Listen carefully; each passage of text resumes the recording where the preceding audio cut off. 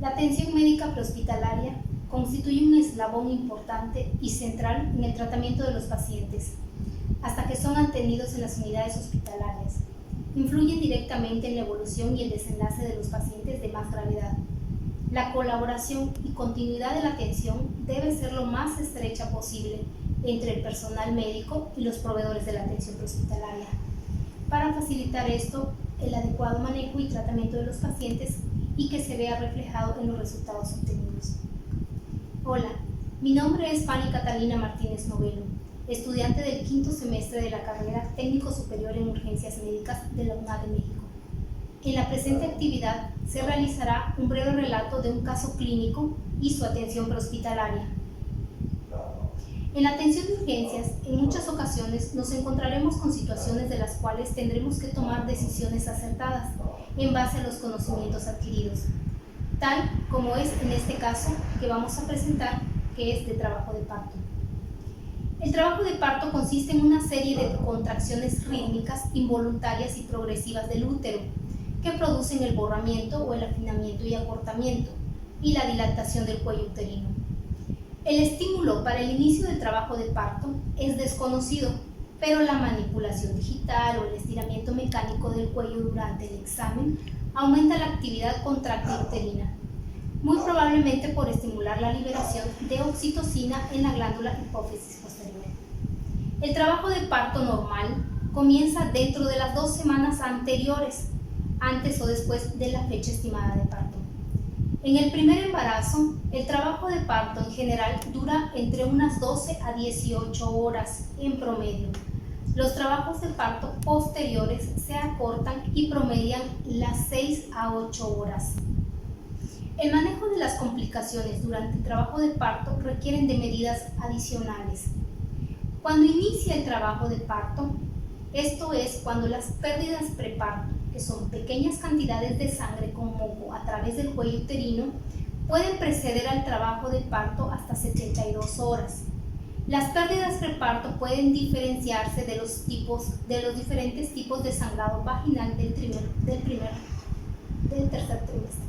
porque la cantidad de sangre es pequeña. Las pérdidas en general vienen mezcladas con moco y falta de dolor característico del desprendimiento de la placenta prematura. En la mayoría de las mujeres embarazadas se ha realizado una ecografía previa para descartar la placenta previa. Sin embargo, si la ecografía no ha podido excluir una placenta previa y se produce sangrado vaginal, debe darse por sentado la presencia de una placenta previa hasta poder descartarla. El trabajo de parto comienza con contracciones uterinas irregulares de intensidad variable. Aparentemente ablandan el cuello y comienzan a borrarlo y a dilatarlo. A medida que el trabajo de parto progresa, las contracciones aumentan su duración, su intensidad y su frecuencia. Vamos a presentar el caso práctico de trabajo de parto que se atendió en el Centro Regulador de Urgencias Médicas del Estado de Campeche. La situación presentada fue a partir del reporte de la llamada. El Centro Regulador de Urgencias Médicas, en la base CRUM, recibe un reporte de solicitud por parte del C5 para atender a paciente femenino que refiere dolor en el vientre. Menciona a la paciente antecedentes de tratamiento por quistes en los ovarios. La unidad 144 es la encargada de cubrir el servicio, iniciando su cronometría a las 21:41 horas. La impresión general. Al arribo de la ambulancia en el sitio de la urgencia se observa a una paciente femenina en interior de domicilio que está consciente, está orientada, con evidentes fases de dolor en posición podálica en dirección a la ambulancia, en estado evidente de gravidez. Refiere que es ciudadana del estado vecino y que se encuentra de visita, pero que inicia con dolor por padecer quistes en los ovarios 8 horas previas. Los signos vitales que presentó al inicio fueron frecuencia respiratoria de 18 respiraciones por minuto, la frecuencia cardíaca de 117 latidos por minuto, su presión arterial fue de 170, la saturación de oxígeno fue de 87%, una glicemia de 95 y su temperatura de 37. en la escala de coma de Glasgow, pudimos observar que tenía 15. Sus pupilas estaban normoreflexicas. En el protocolo de atención que se aplicó, se hizo lo que fue la evaluación de la escena previamente. En esta se evaluó la escena y la bioseguridad. Se observó la vivienda que se encontraba en el centro de la ciudad. No identificamos ningún factor de riesgo ni algún requerimiento de apoyo de algún recurso adicional, por lo cual se consideró una escena segura. Se recopilaron como tal los datos del paciente para realizar la anamnesis adecuada, en donde se observa que la paciente está alerta, está orientada, respira normalmente. Se le preguntó qué le sucedía, si tenía alguna lesión, cuál era, si se encontraba en estado de gravidez. La paciente refiere dolor agudo en la parte baja del abdomen, niega lesiones y niega encontrarse en estado de gravidez. Se le preguntó previamente si había convulsionado, a lo cual ella también niega lo de las convulsiones. Si estaba sangrando, refiere que tenía sangrado transvaginal con mucosidad. Se le preguntó el sangrado cómo era, si era tipo menstruación, si era un manchado, un flujo severo, en lo que nos dice que es sangre con mucosas. Se le preguntó previamente también si presentaba molestias cuando se incorporaba, a lo cual nos dio una respuesta afirmativa. Si había tenido dolores tipo cólico de forma intermitente, que igualmente nos dio su respuesta afirmativa. Se le preguntó si había observado la frecuencia de las contracciones o del dolor y si sentía la necesidad de ir al baño, y comentó que el dolor había ido en aumento, que la frecuencia del cólico a partir de las 8 horas se había intensificado y que sí sentía mucha necesidad de miccionar. Se le preguntó la fecha de su última menstruación y refirió que era una persona irregular y que su ciclo se le presentaba cada 2 o 3 meses, pero no especificó una fecha. Dijo que ya había presentado su ciclo menstrual previamente el mes anterior. Se le volvió a preguntar si se encontraba en estado de gravidez y refirió nuevamente que no, que el problema había estado en que ella está en un tratamiento por quistes en los ovarios. Por lo cual nosotros determinamos que la paciente no había tenido lo que son los cuidados prenatales. Se le preguntó de las gestas anteriores, el parto, cesáreas o abortos, y refirió que no. En el caso de las preguntas en cuanto al dolor, si necesitaba ella, tenía la necesidad de pujar, que respondió ella afirmativamente. Se le realizó lo que es la evaluación primaria que iniciamos con lo que es la vía aérea. La vía aérea, cuando se le realizan las preguntas, nos damos cuenta que tiene una vía aérea permeable. La respiración, se hizo la evaluación, observamos el tórax simétrico con una mecánica ventilatoria simétrica, las respiraciones rápidas y profundas, pero cuando ella presentaba la parte de las contracciones. En el caso de la circulación, se le verificó el pulso cardíaco, que estaban aumentados en ritmo y intensidad sin agregados. Palidez telangiectaria, llenado capilar era de 2 segundos, taquicardia sin presencia de cianosis. El déficit neurológico, como habíamos comentado, presentó una escala de coma de Glasgow de 15. Las pupilas normoreflexicas. En la exposición, a ella le realizamos el examen rápido a la paciente, se observa el evidente estado de gravidez, así como las contracciones. Se tomó el tiempo de las mismas con una frecuencia de 2 minutos. La intensidad del dolor iba en aumento. En forma gradual también se procede a la colocación, al ver toda esta sintomatología, la colocación de sábanas limpias. Se le sugiere una posición cómoda con las piernas flexionadas. A la evaluación secundaria, como habíamos mencionado anteriormente, los signos vitales, se le realizó lo que es el historial, el sample. Los signos y síntomas fueron taquicardia, dolor, sangrado transvaginal, contracciones cada 2 minutos, dilatación uterina. Las alergias fueron interrogadas y negadas. Medicamentos, previamente se le aplicó a ella por un médico que fue unas horas antes, butiliocina, 20 miligramos intravenoso. De los padecimientos que ella refiere fueron quistes en los ovarios. Su última comida la refirió a las 2 de la tarde. Los eventos previos, pues que refiere ya en los inicios del dolor, 12 horas antes previas, pero en un lapso de 8 horas se habían intensificado y gradualmente sigue negando el embarazo. En lo que es el examen físico, pudimos observar que era una paciente consciente, orientada, su cráneo nomocéfalo, palidez de tegumentos, mucosa oral hidratada, el cuello simétrico, el tórax con mecánica ventilatoria simétrica, las respiraciones rápidas y profundas durante el tiempo de las contracciones, sus ritmos cardíacos eran aumentados en ritmo y intensidad. El abdomen, pues un abdomen grávido, rígido, dolor e hipersensibilidad. Se observa la frecuencia de las contracciones cada 2 minutos, dilatación, sangrado transvaginal, la dilatación en el cuello uterino. Esta dilatación la podemos verificar no de una manera completa, sino cuando le pedimos que nos permitiera colocarle una toalla femenina para ver qué sangrado tenía la paciente, ya que ella, pues al no referir su embarazo, no permitía esta evaluación. El diagnóstico que nosotros pusimos previo fue que se encontraba en trabajo de parto. Nos comunicamos a dirección médica para informar los hallazgos que habíamos encontrado y recibimos por parte de lo que es dirección médica la indicación de colocar una vía intravenosa con solución glucosada a una velocidad de 20 gotas por minuto y nos indican el transporte inmediato. Para esto realizamos las intervenciones requeridas, que fue el suministro de oxígeno a 4 litros por minuto con cánula nasal para aumentar la saturación de oxígeno.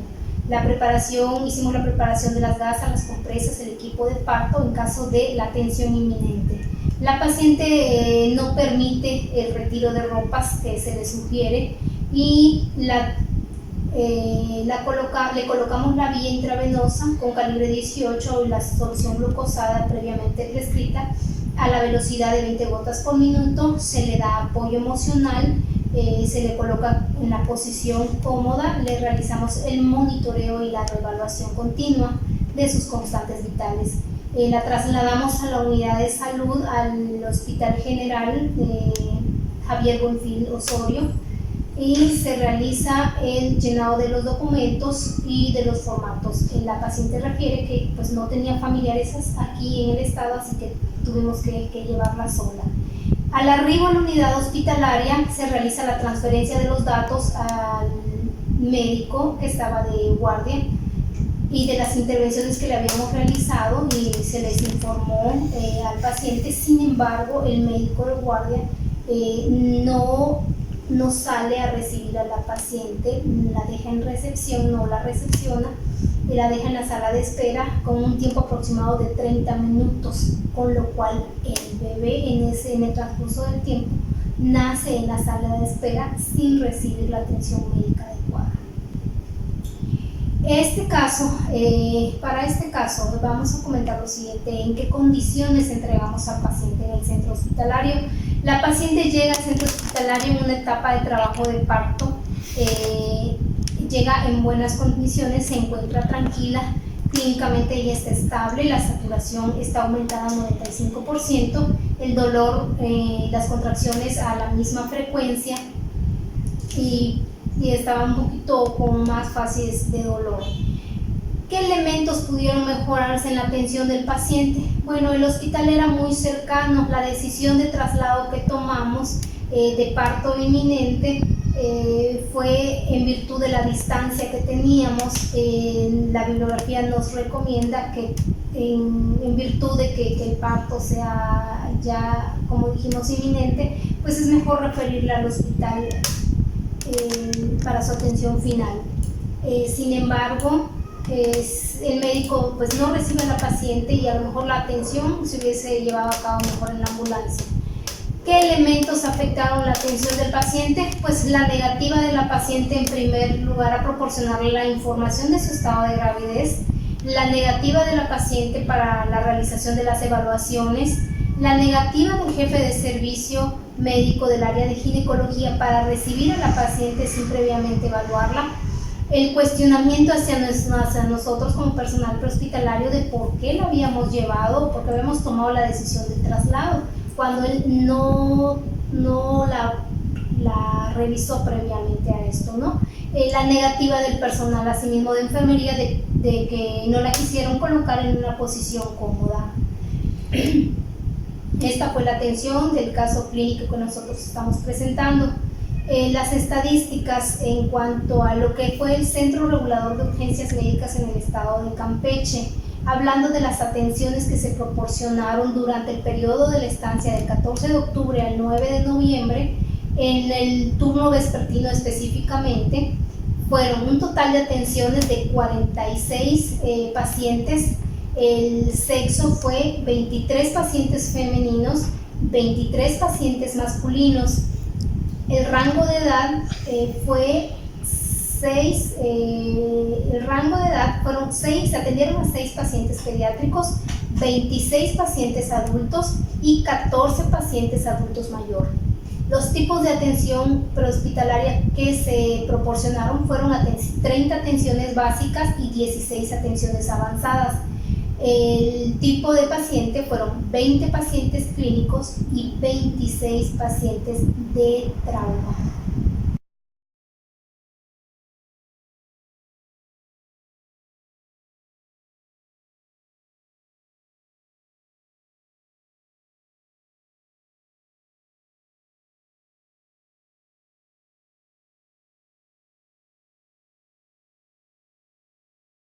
En respuesta a los cuestionamientos emitidos por nuestro docente en línea, en virtud del cumplimiento de la competencia de la materia estancia 3, se lograron en un 90% en virtud de que existen factores externos que dificultaron algunas atenciones. El Centro Regulador de Urgencias Médicas es una institución que para este caso vivencial de estancias posee las características que fueron favorables para el logro de las competencias, así como el personal. En especial, nuestro agradecimiento al doctor Fernando Maleachi Sansores, que siempre estuvo en la disposición de apoyarnos. En base al cronograma que se cumplió en la institución, este favorece en gran medida el logro de las actividades de la materia. Sin embargo, los tiempos fueron muy reducidos, tomando en consideración que no se atienden a un número considerable de urgencias y tuvimos que establecer un horario mayor para poder concretar una estadística más confiable del número de pacientes. En relación a los recursos y protocolos, estos favorecieron la atención prestada y contribuyeron al logro de la competencia. Todas y cada una de las actividades se relacionan a los objetivos de la materia, promueven el desarrollo de habilidades y destrezas, así como la aplicación de los conocimientos que durante la parte formativa de la carrera se fueron adquiriendo. En relación a qué se propondría para favorecer el logro de la competencia general de la materia, considero que prácticamente los únicos 2 puntos fueron el atraso en los tiempos de inicio de la estancia y el atraso en cuanto a la emisión de documentos. Las instituciones y el personal muchas veces no pueden realizar modificaciones, ya que existen otras instituciones involucradas, con este caso el C5, a las cuales se les tiene que hacer notificaciones del personal que va a estar en servicio, y esto provoca dificultades para el cumplimiento. Por lo general, todo lo que fue el logro de la competencia fue favorable para esta materia de estancia 3. En conclusión, la materia de estancia 3 favorece grandemente a los estudiantes para familiarizarse en el campo laboral, en contribuir con mejoras en el servicio y en nuestra formación profesional y personal, en beneficio de un mejor sistema de salud.